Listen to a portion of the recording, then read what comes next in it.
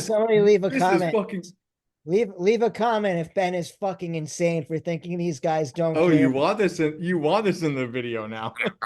Yeah, keep it in the video now. It's gonna be an hour and a half long rant of us arguing about what's the matter, This is Chris? going to be a nightmare to edit. You guys should have at least cussed each other out. Yeah, done What? some more How controversial so? stuff. Clickbait, bro. You think we should put that as the intro? If you guys cuss each other out, yeah. You suck, Bleep, Chris. bleep. Well,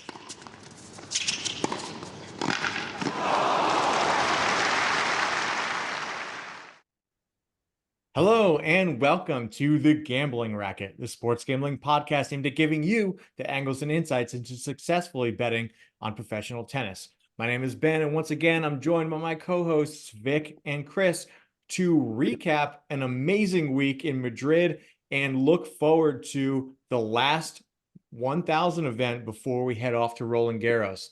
So just to kick things off, Madrid was amazing. We had two incredible finals. On the men's side, we had haters cornucopia. Vic hates FAA so much, and he couldn't have wished any more to see him fail in the final. We had FAA versus Andrei Rublev, who has been struggling extremely badly in his clay season so far, coming off a 4-game losing streak and rolling into Madrid and winning it. What an incredible match. But before that, we had Aryna Sabalenka, facing off against Iga Swiatek, and incredible, goes to a third set tiebreak.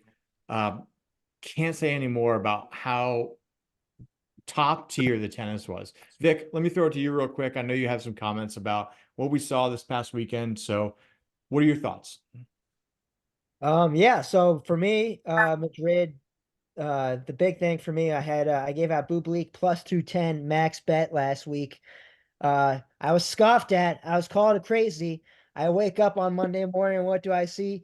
Fucking Ben Shelton down in straight sets to Bublik, plus 10.5 units to start off the week. So that was the high point of my week, and it was slowly downhill from there. I bet against FAA every round because I hate him and he's a bum and he has no business in a 1000 final. Like, he walked in, bro. It was insane. I can't believe he lost. Casper Ruud lost to him. It was set up for Casper Ruud to take it down, and he choked it away to FAA. 6-4, 7-5 in the fourth round. Like, I'm still shocked that he lost that match. Because if Casper Ruud wins that match, then he has a walkover against Sinner to win the quarter, plus 380 for me, and then he would have been in the final against a fucking sick ass Rublev. Like, that was set up for Casper Ruud to win it, and he choked it away. When you say sick ass, you literally mean Rublev was sick. He had a Rublev had the fever. flu. He had some serious medical complications that he was considering withdrawing over. But It's been the ultimate way to win Madrid, like for FA, to walk over in the quarterfinal. Lehechka withdraws halfway through the first set in the semifinal, and then Rublev is too sick to play a final. You don't play a game after the fourth round. Like, that would have been a sick way to win like $1 million. yeah, honestly, it really would. It's the laziest job performance evaluation you've ever had in your life. But there is no reason to discount FAA stealing the match from Casper Ruud. He fucking dominated Casper. It's not even a question. They were two healthy guys, and FAA was on his fucking game, and he was making incredible passes. He was returning everything that Casper was able to offer him. Casper has been on his like cross court shot game. I don't know what the actual technical term is for it, but FAA was on top of it. Like, dude did his fucking homework and earned that victory over Casper Ruud. This is what I'm talking about. I think I tweeted it out that everyone was on Rublev 2-0, and maybe that would have happened if he wasn't sick, but like, FAA earned his spot. Dude, he gave away so many points to that final. Like that's what he does. He Oh gives away yeah. points. He Yeah. gives away points. The guy gives away points. Yeah. The Casper first should have set he not was lost that great. match. You fucking talking out your ass right now, talking mad shit about my boy Casper.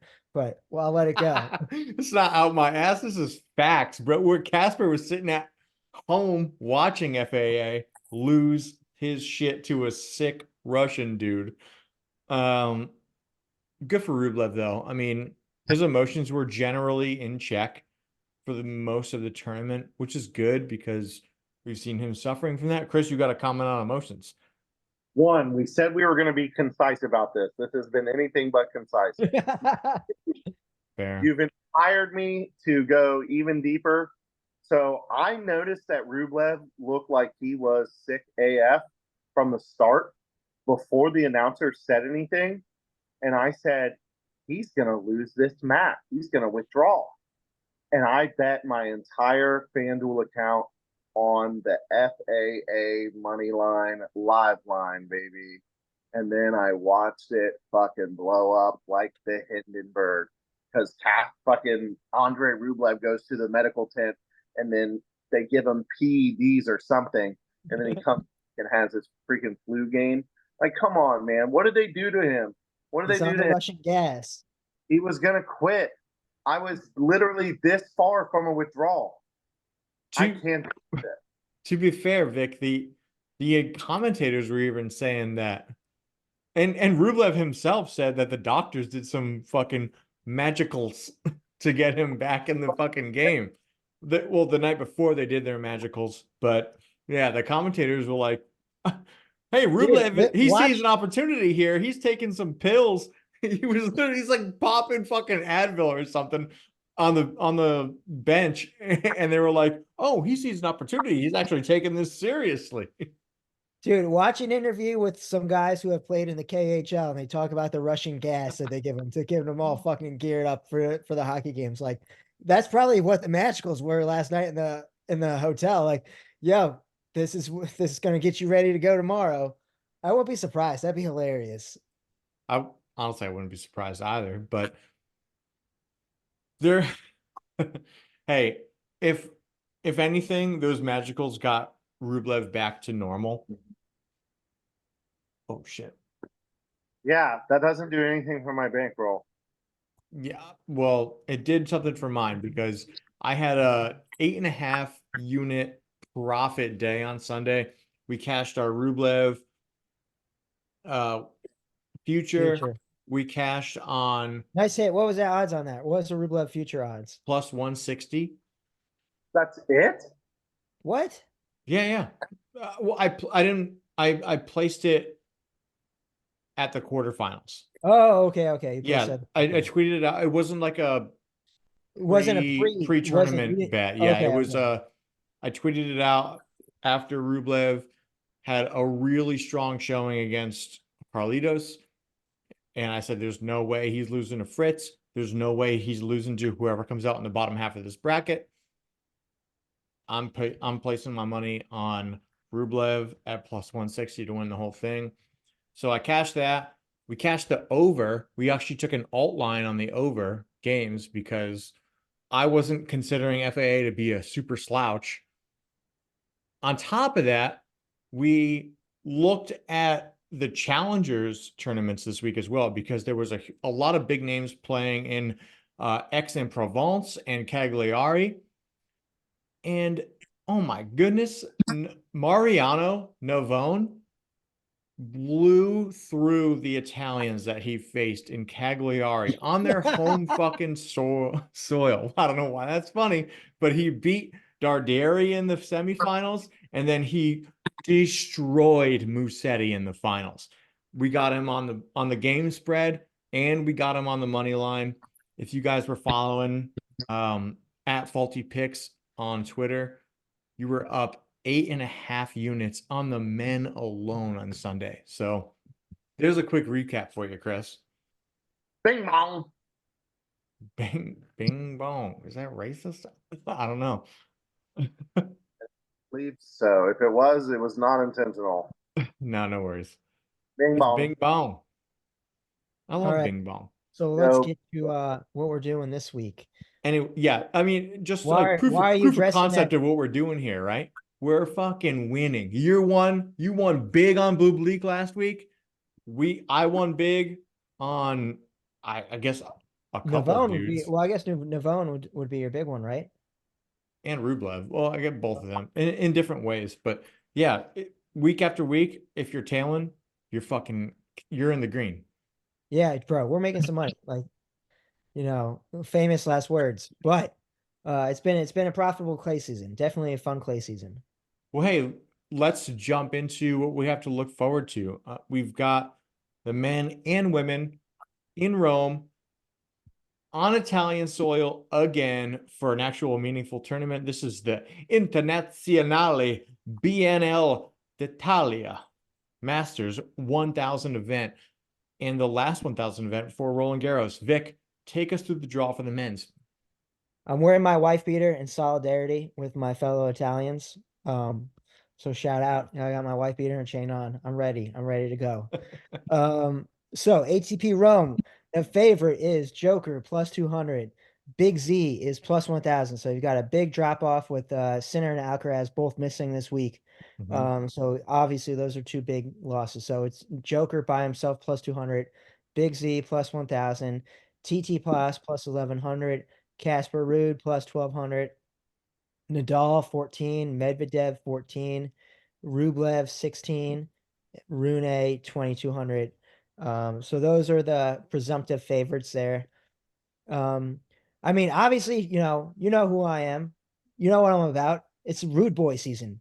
Casper Ruud plus 1200 coming out of the first quarter as well. He lines up to play Djokovic in the quarterfinal. So not the easiest draw, but the rest of the quarter is pretty soft going up there for him. So I definitely expect him to make the quarterfinal against Joker, and he just beat Joker in Monte Carlo. So he slayed the dragon, if you will. Big season for Casper for me. So that's my project. That's my pick to win. Casper Ruud plus 1200. All right, that's a big pick indeed. Chris, have you had the chance to go through the futures? This is a really tough one to call. Okay. Why is that? I don't have any Because plays. I don't see a lot of value really anywhere. I don't have a good feeling about any of the quarters. So I'm just going to get on some single money lines to start. Okay, okay, Ben. that's fair enough.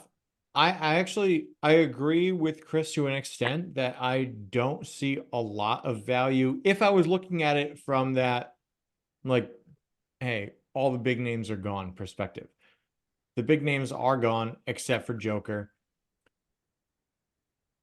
Joker, is he a shoe-in to win this?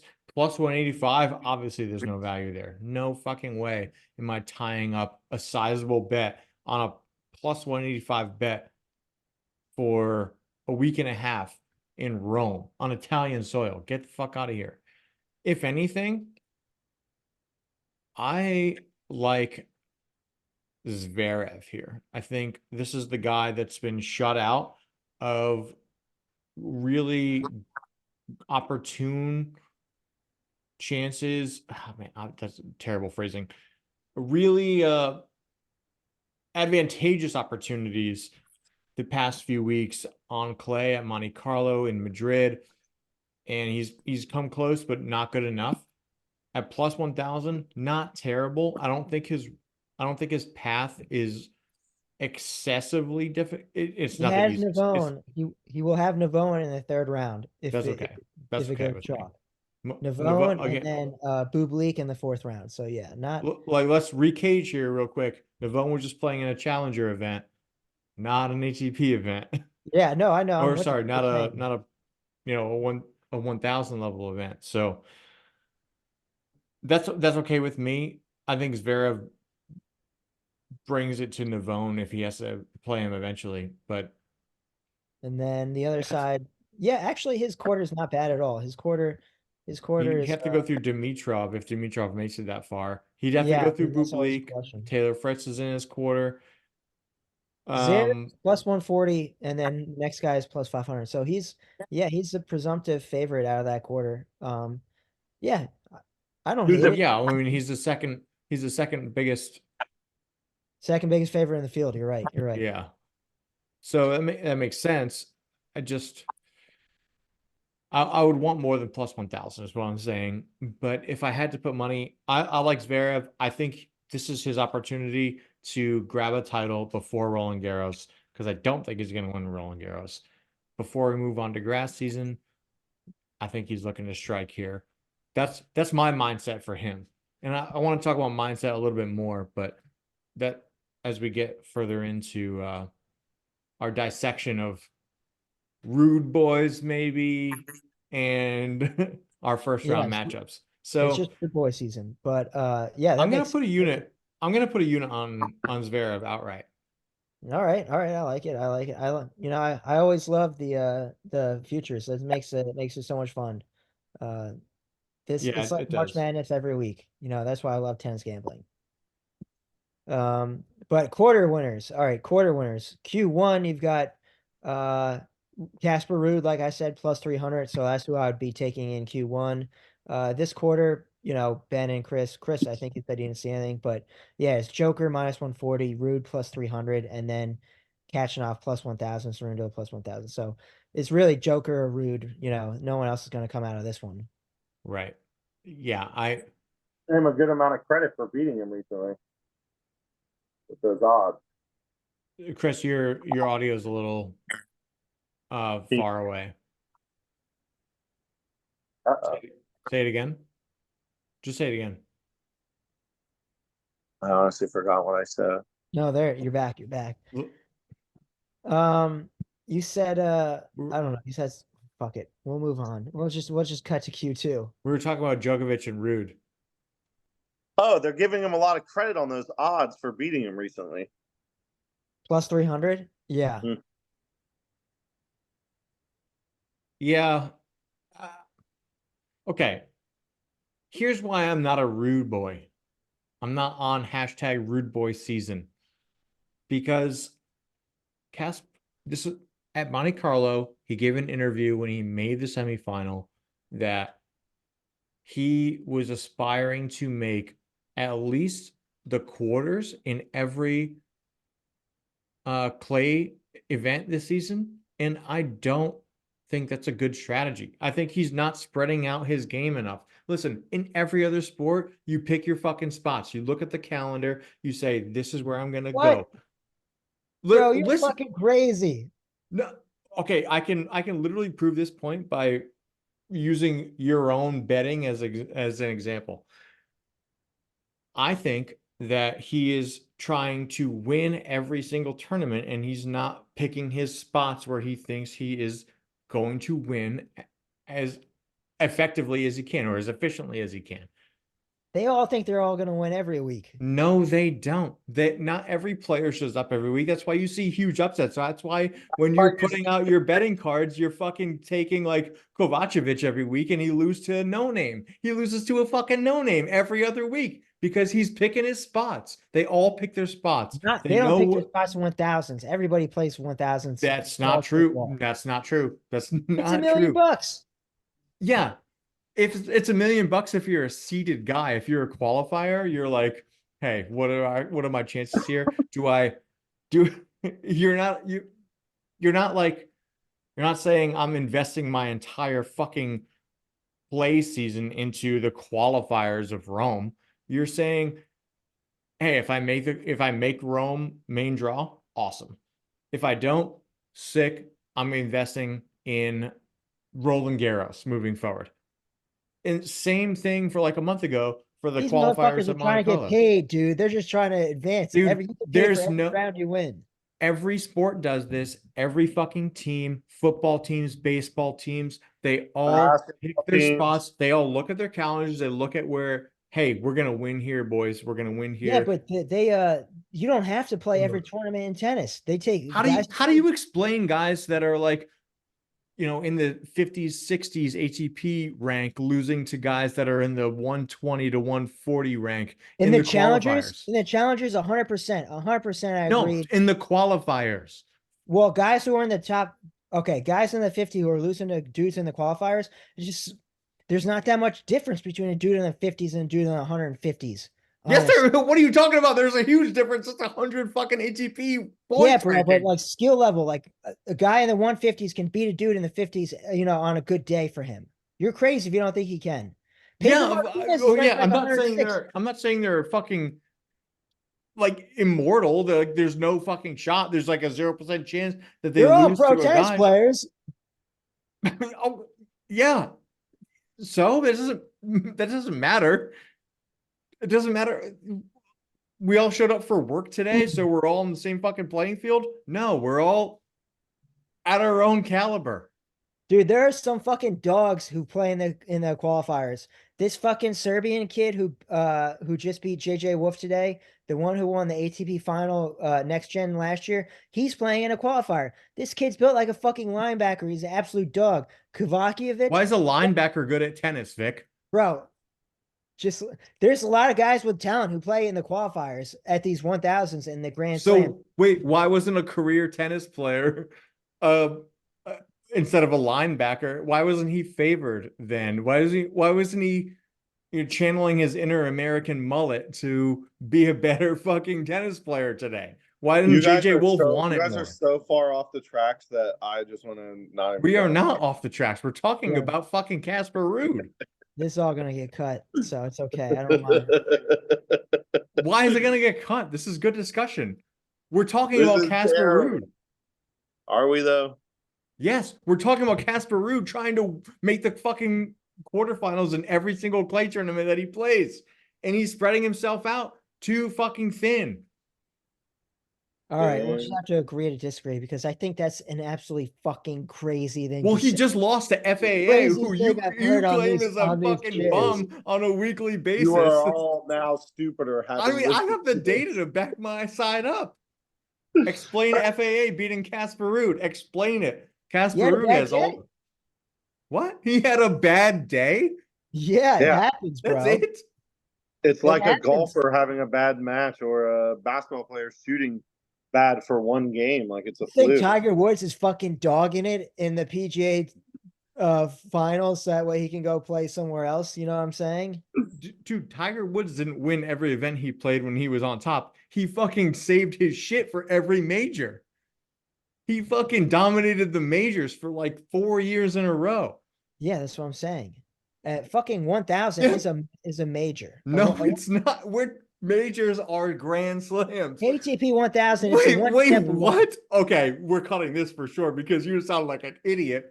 1000s are majors? No, there are slams in tennis for every year. There are fucking majors in It's called tennis the majors, for bro. every year. Sorry, golf for every year. Yes, what are you talking about? Yes, there are. There are 4 golf majors every year. There Yeah, I are know. 4 tennis slams every year. Tiger was saving himself for the slams. He wasn't winning every tournament. He was winning every fucking major for like 4 years. What do in you a row. mean by saving yourself? Like, what could possibly be the competitive advantage of not trying your hardest to win? Chris, you were a football player, right? Sure. Wait, I were, didn't right? pick my spots. I never picked I my would spots. pick, I I tried would to pick kill my people. spots. I No, tried to kill like people you every played day, football, right? every single year of my life. Last year, you played football last How year. was your season this year? I coached last year and I played in the coaches game. No, everyone, dude, football players, the football teams pick their spots every fucking week. This is how you handicap football. There are up weeks, there are down weeks. They don't care about this game. They don't care about that game. They really care about this game. They really care about that game. So I agree with you that sometimes the matchups in football are like that. Yeah. Like divisional. That's just, I mean, it just happens. Basketball. That's how you explain when like the fucking Tom Brady New England Patriots lose to the fucking nobody Tampa Bay Buccaneers. Yeah, they were just waiting and picking their spot. Ben, they do. Like they do though. They gear up for rivalry games. They don't take games seriously. That's why people get caught off That's not guard. picking your spot, man. That's bringing extra. No, that's picking. Tennis It's bringing extra. How is bringing extra not also picking your spot? Hey, why didn't we bring extra last week, team? Because we picked our spot this week, coach. Okay, buddy. You're upsetting Rocky with your fucking madness. This is how it works, guys. This is how you handicap sports. Guys, if you fucking go on a podcast with this mindset, everyone's going to look at you like you're a fucking idiot. This is how you handicap All sports. 10 people who watch are going to look at me like I'm an idiot. I understand that like the Bengals Steelers is a rivalry game, and they're going to get up. This isn't even what I'm saying is not a controversial opinion. This But is you're like acting like they don't care if they universally win understood. the Masters. Bro, if you win a fucking first round in an ATP Master level event, you get like 50 fucking grand. These dudes are getting paid every match. They're getting 15 grand. They have a fucking sponsorship for 15 million with fucking Nike or EA7 or whoever. I'm saying 50 grand. The fucking payout for the Masters is really high. Yeah, we're not. If you make it to the last rounds, not the fucking first round winners. Dude, they get like 50 grand to win a first round or something crazy like that. No, they do not. And also, that's not, again, these are professionals that are, you mean seeded guys winning round one matchups? No fucking way. Also, I can't believe you guys are on board. The guys, this is fucking sports handicapping 101. That teams, players pick their spots to win. I'm not arguing events. with the concept that it happens in other sports. You've literally been arguing this for the past 10 minutes. This is not a good example of it. This is a terrible example.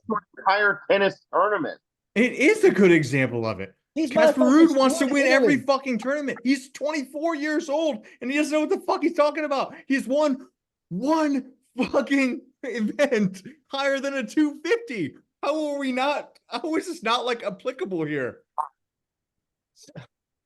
Why would he fly to Italy if you're not bringing it? If you're picking your spot, you would just not go. Why would he fly to any event that he didn't win in the past then? I don't, what are you talking about? Yeah, you're always trying to win, but you pick your spots. I don't know how this is like a controversial opinion. We'll just have to agree to disagree. You're not. Oh my goodness, unreal! Somebody leave a comment. Leave a comment if Ben is fucking insane for thinking these guys don't. Oh, care. You want this in the video now? Yeah, keep it in the video now. It's gonna be an hour and a half long rant of us arguing about. What's the matter? This is gonna be a nightmare to edit. You guys should have at least cussed each other out. Yeah. Done some more controversial How so? stuff. Clickbait, bro. You think we should put that as the intro?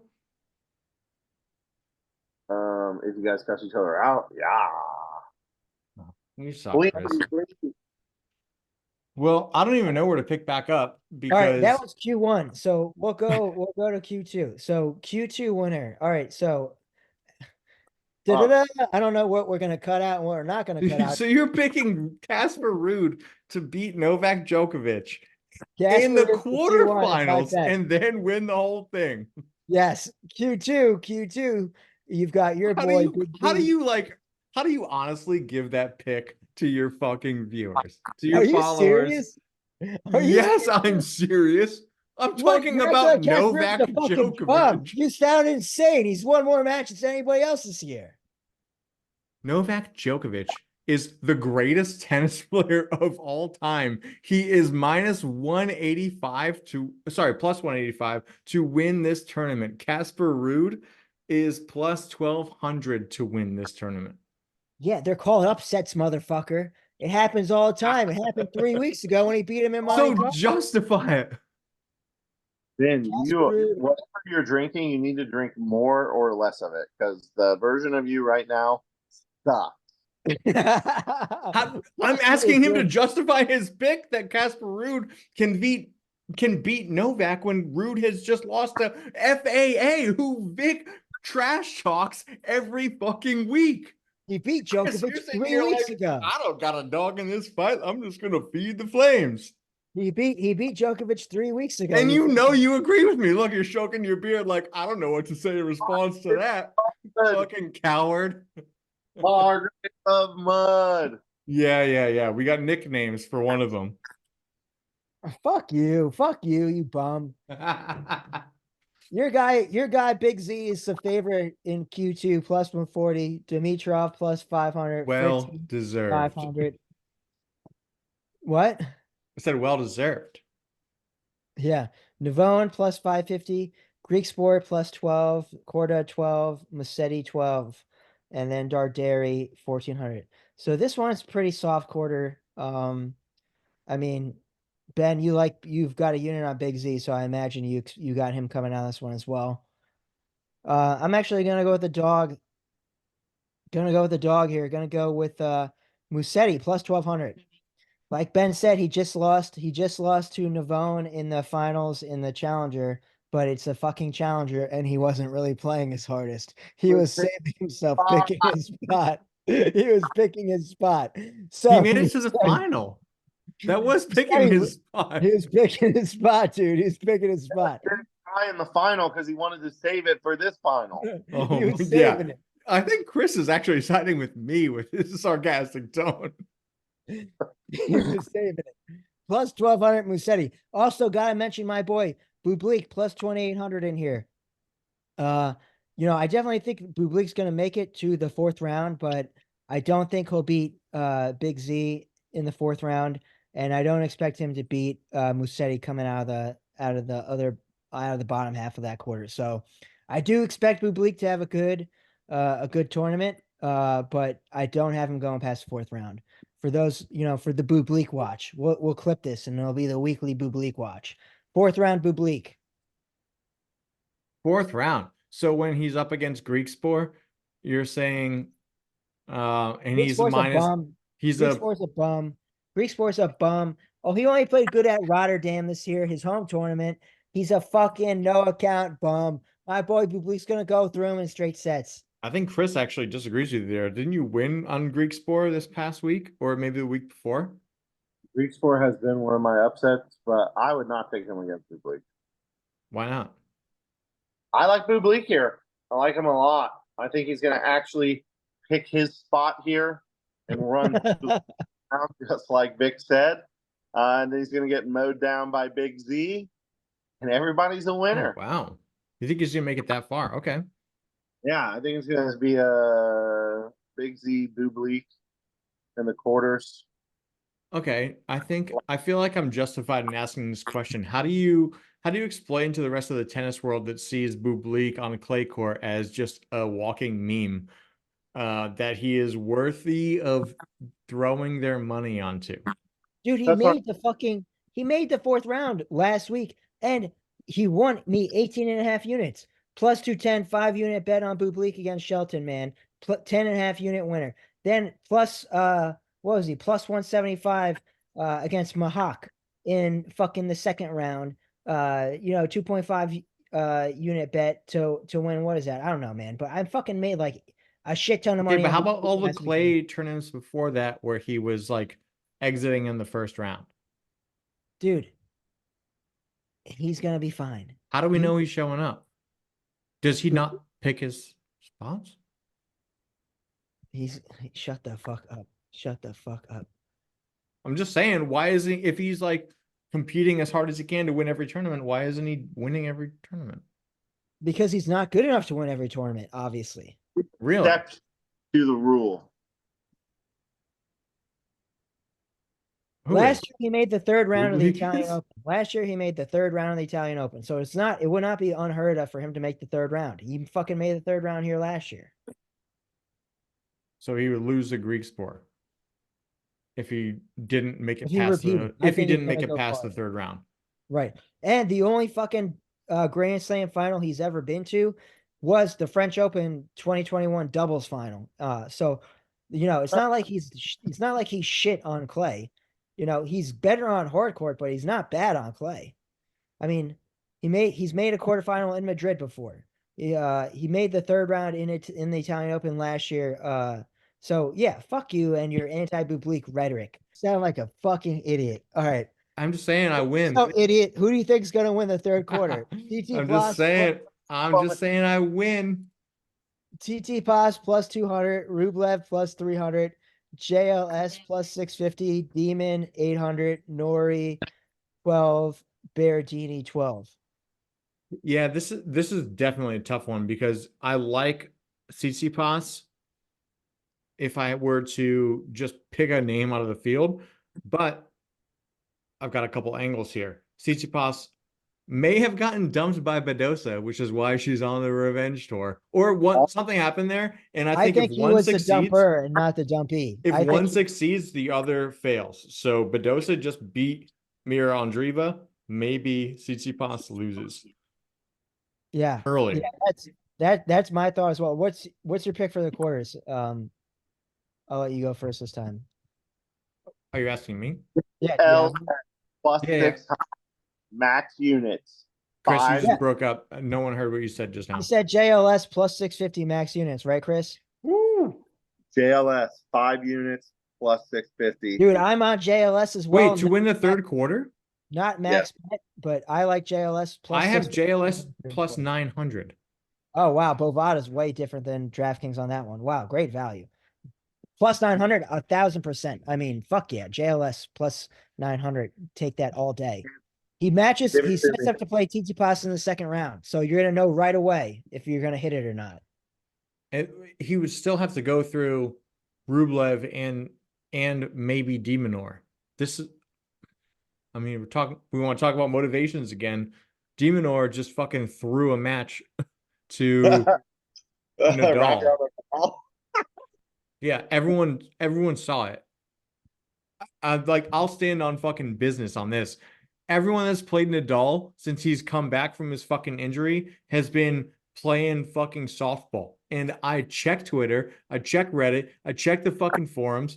People are seeing this. They're seeing, why are they playing fucking kiddie ball against Nadal? Because he's hurt, because they want him to win on clay, because they're playing in Spain and they want Nadal to win his last event in Spain. It's fucking ridiculous. Jerry tried doing it, but he is too fucking, I don't know, brain broken to let it actually happen.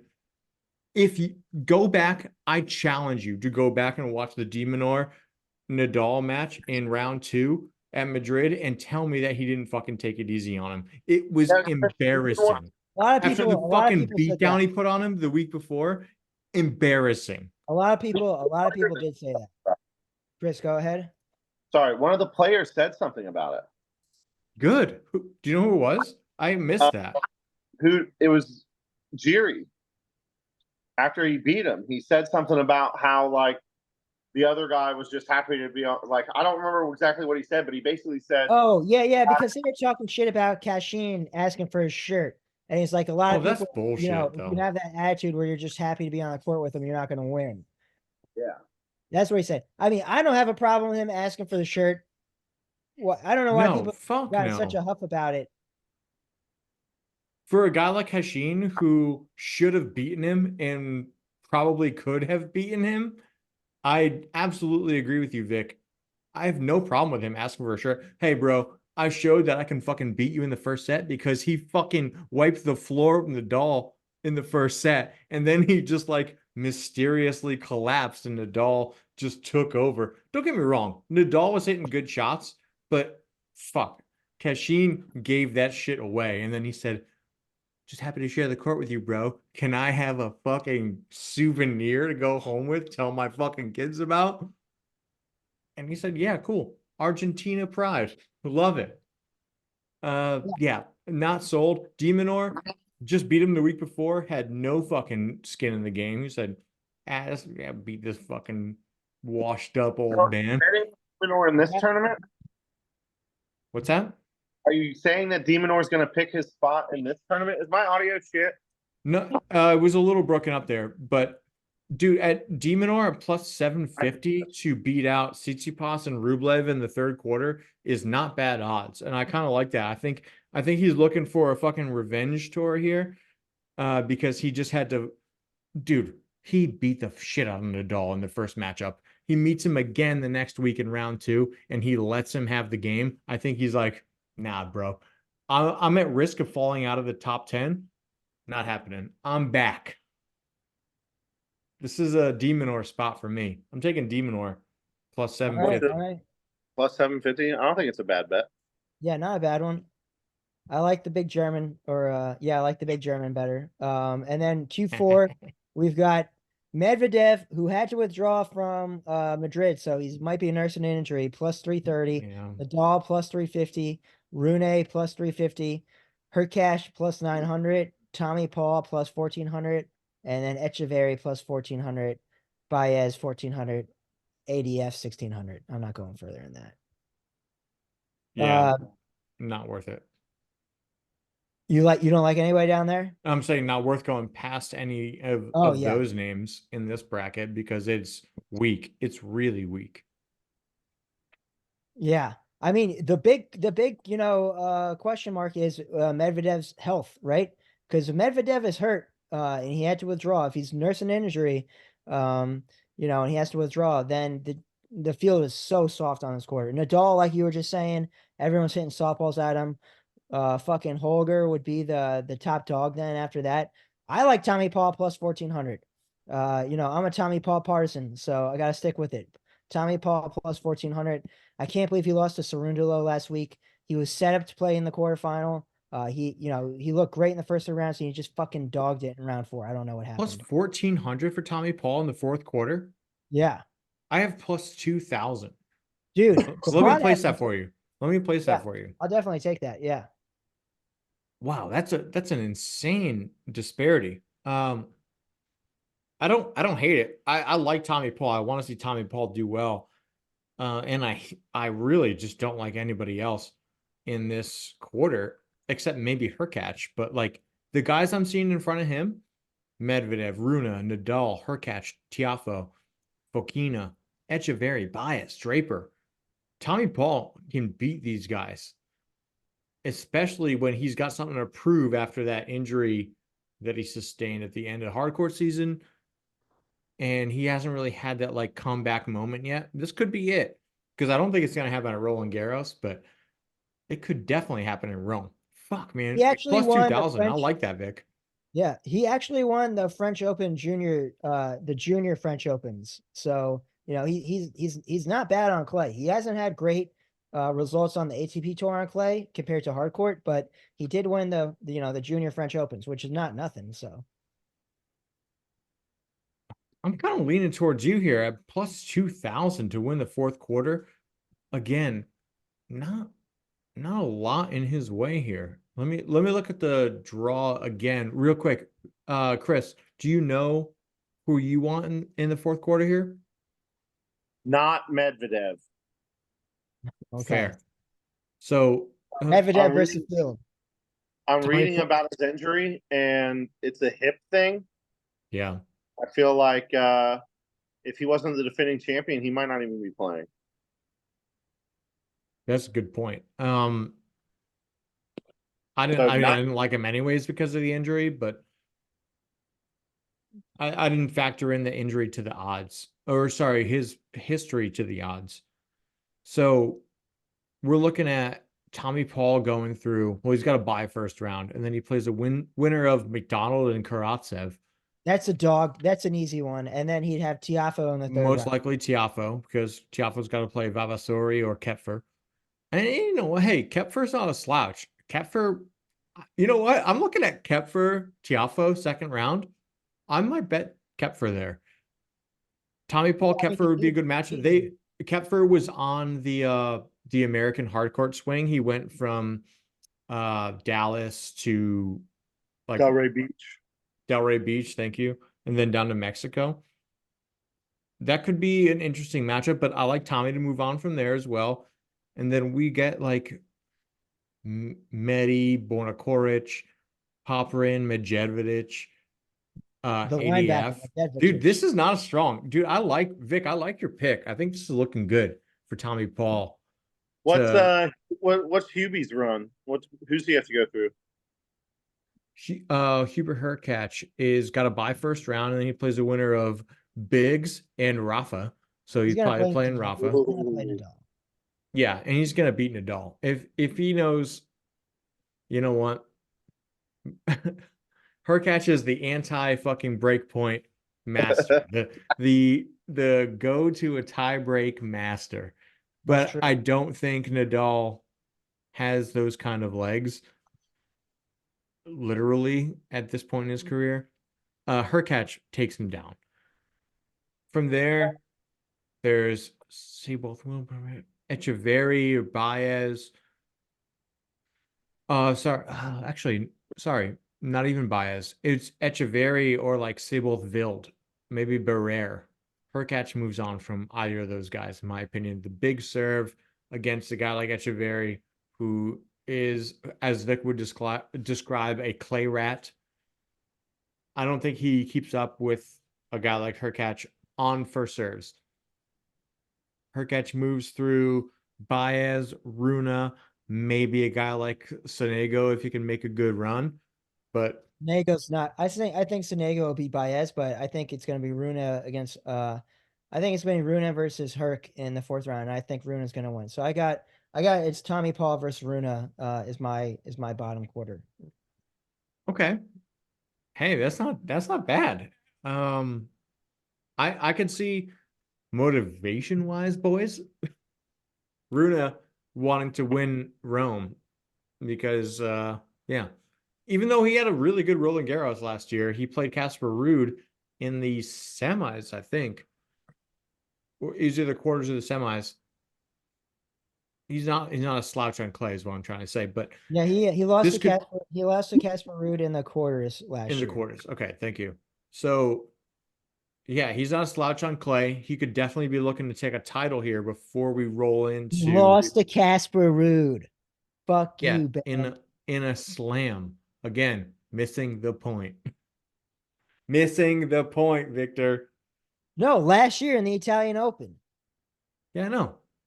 Oh, wait, I thought you were talking about Roland Garros. No, I'm talking about fucking Italian Open. What In was Rome. it? They played last year in Roland Garros. What I don't know round who was won in that? Roland Garros. I can tell you. Oh, man, I was confused. I I can tell you who won in fucking Rome last year, and it's Casper Ruud. But anyway, we digress. Yeah. You got to learn something about sports capping. Digress. Take your fucking digress time and do that. All right, let's jump into the first round matchups that we're liking. I'll lead it off, boys, because there are some matchups that are really standing out to me. Jakob Mensik, I don't think that he's back in form. We saw him withdraw a few months ago due to exhaustion. I think it was at Indian Wells. And then just like last week, he withdrew again. I don't feel like he is warranted a minus 150 money line against Yannick Hanfmann. I'm taking Hanfmann as an underdog plus 125. I feel like that's a reasonable line. And if I'm just by rule of thumb, if one Canadian's doing well, FAA, the other's doing fucking garbage. Shapovalov is playing Luciano Darderi. He just lost in the semifinals in a challenger event to Mariano Navone. But I think this is his kind of redemption match here. I'm taking minus 2 games at minus 110 odds on Luciano Darderi. Both 2 a.m. West Coast time matches. So it's going to be very quick turnaround. I'm going to tweet these out as soon as this episode is done filming. But I really like these early round matchups here. Looking ahead, though, a little later on tomorrow on May the 8th, we've got Corentin Moutet is playing Roman Safulin. Moutet is only minus 140. Kind of fucking robbery there. I'm going to put him on. I never, ever take minus 140 matchup, or sorry, odds. I'm taking Moutet at minus 140 here unless I don't have a game spread. Bovada doesn't have one published. So I'm gonna put a unit on Moutet if I see a game spread before the match actually starts, which is supposed to be 7:10 a.m. tomorrow morning, West Coast time. Pacific time. Yes, Pacific time. Then I will take probably the Moutet game spread. I have no faith in Safulin. He's old and washed up. Those are my 3 first initial knee-jerk reaction picks, kind of spread out across the time zone as well. Okay. Who you got, So Vic? the two day one, they're not day one, they're Thursdays. But I like Botic Van de Landesloop Van de Zandschloop. minus 170 against Nicholas Moreno de Alboran, the qualifier. So I like the Botic. I like Botic for a big bet. I think that line's real short. Real short. Lot of disrespect on his long ass name right there. And then um I was just talking him up the other week, but I'm gonna have to bet against fucking Jack Draper and go with Borna Coric for a little upset there, plus 120. Whoa. Not Okay. as confident as my Botic pick, but I think Coric's gonna surprise Jack Draper. And yeah, so that's my dog. That's my dog Okay. for the first round. It's my motherfucking dog. Okay. Well, You know, hey, fuck it. I'm changing it to Michelson plus 165. What am I doing? what? Wait, Bet wait. on the American. Michelson plus 165. That's the dog pick. Okay. So you're off your first pick. You're off I'm Quaritch. gonna bet that, but that's not what my favorite dog is Michelson plus 165. Okay, so you got three. Okay. Oh, all right. And let's see, where's Michelson? Who's Michelson playing? Or Mickelson, whatever the fuck he. Pavel Kotov. Oh, Kotov. Ooh, Oval okay. Kotal. Kotov's been having a decent month in April. Okay. I mean, as far as odds go, though, I don't even want, I'm not even seeing this. If what you said are the accurate odds on Bovada as well, it's not terrible. I think it's more of a coin flip. Oh, I see it. I see it. Kochov minus 215 money line, Michelson plus 175. Plus Maybe a 175, even better. maybe a little bit of a, again, I could see this as a spot where like Michelson has not been performing too great lately. Maybe this is, hey, Rome's where I'm going to make my stand. I see that. Chris, what do you got for round one? I like Mutet, Botic, Van der Zandsloop, and Alexei Poprin is my dog pick. Oh, you love Popperin. I forgot you're a Popperin guy, actually. I love that big old backhand on this clay court. Little That two-hand lanky backhand Australian. action. He wallops that ball like it's a wallaby. Do people beat on wallabies a lot in Australia? I assume they do. They don't have anything else to do. Really? Okay. Well, Basically I mean, Americans. They're just poor Americans. yeah, that's true. Okay. He's playing a guy that Vic's bet on a few times over the challengers is Medvedev. He's built like a linebacker. Built like a linebacker. Here we Won go. the next gen final last year. Dude, the kid's good. The kid's really fucking good. That's a tough draw. I was thinking about taking him in the first round if he got a better draw, but against Popperin, and Popperin's at plus money. I'm not laying money. This is like a total coin flip to me. I think it's gonna be Yeah. a fun watch. Let's Definitely. Yeah, I agree. go. I agree. I think it'll be All a right, really fun tweet it. watch. Tweet it, baby. Tweet it now. Yeah, make sure you're checking out the social medias to Yeah, catch. and buy Apaches New York on sale now. Apaches New York. This piece of shit. Make sure you leave a Yes, 5-star Apache review. New York will cost you money. Hopefully, the rest of our tweets will make you money. Spread the winnings out, spread the It's love. well worth it. We love you guys. We just we just want a little bit of love back. Why not? Okay. All right. And then speaking of love, let's get to the women's side where a heartbroken Paula Badosa just upset Mira Andreeva. Badosa's revenge tour has begun. So round one already started for the ladies by the time we're filming. Iga is the favorite at plus 125, Sabalenka plus 550, Rybakina plus 600, Danielle Rose Collins plus 1600, Coco Gauff plus 1600, Maria Sakkari plus 3000, Vonda Rosa 3500, and Ostapenko 4000. A lot of respect on fucking Collins' name right there, man. Putting her up there equal with Coco Gauff. I'm not going to take either of the American women, though. I'm going with my girl Maria Sakkari, the Greek goddess, plus 3000. I expect her to take down Rybakina in the fourth round and then have some shit go her way and win the final. So I got Maria Sakkari plus 3000 for the women in Rome. Yeah, I mean, I think it's a little disrespect on Collins' name. She was on a 15-match win streak going into Madrid, and That was a great match against Sabalenka too. Like yeah, that was an awesome, great back and forth. Yeah, she is no slouch. I think she absolutely belongs in this conversation to be a potential winner in Rome. I don't hate your pick for your Kazakhstani queen though. I yeah, just don't hate it. That's all I want to say. I'll elaborate on that in a second. Unless Chris has a strong opinion about what's going to go down for the women and the Internazionale BNL d'Italia. I just want to point out what a disappointment Coco Golf was. Yeah, good point. Good point. I mean, just We upset by both Matt. lost on her. Couldn't believe it. Yeah, I couldn't believe it. That was such a big upset, and then he's got smoked the next round too. So it's like very surprising. Dude, I think I'm blacklisting Coco Gauff for a while. Oh, futures wise, I'll definitely if I see a fucking fat live line on Coco Gauff, you can expect a good comeback. But fuck, PH fat kids. no. Well, I mean, I guess you can describe it as pH fat, but I'm talking about lines here. I'm not talking about her fucking ass. I'm talking about the fucking live, the odds. It's a fat, it's a cool line. It's pH fat. It's pH. No, fat, juicy. It's the same. It's like if she's down a set, I might bet on her to come back and win. That's fat. FAT.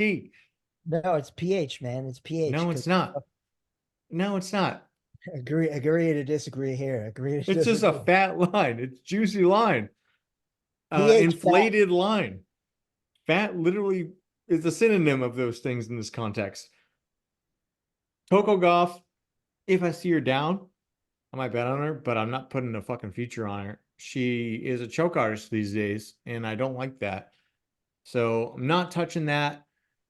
I can definitely see Rybakina making a decent run here in Rome. It's really hard to bet against Iga, and at plus, I don't remember what you said for DK, but Bovada's got Rybakina at plus 600. I don't love that. I'm probably not going to place a future on that, but if I had to pick someone here, I do like Rybakina. I like Rybakina as well. Rybakina hits really well on clay. She hits really flat, really hard. She gets the other girl moving around. But yeah, I just think I have Maria Sakkari surprising her in the fourth round. So I'm right with you there. I think whoever wins that match is going to win the tournament.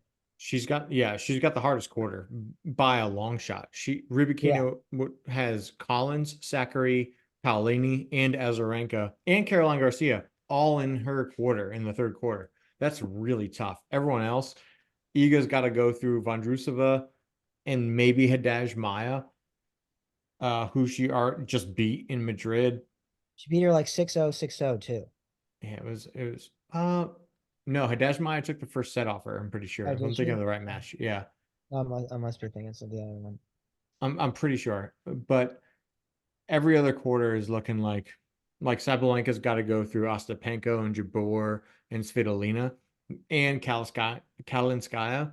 Oh, Katie Bolter's in the fourth quarter too, but not betting on her on clay. She's not a bad clay player, but I'm not the hardcore Katie that I want to bet on.